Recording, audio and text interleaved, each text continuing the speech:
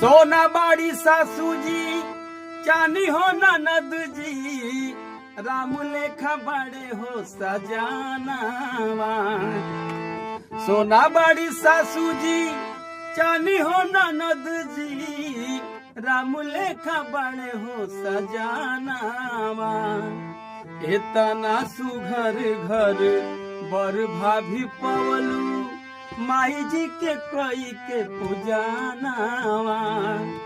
इतना सुघर बर भाभी रउआ पवलू, माई जी के कोई के पूजानावा।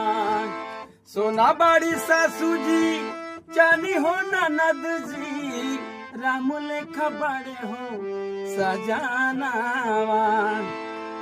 सोना बाड़ी सासू जी चानी हो ननद जी, राम लेखा बड़े हो सजानावा।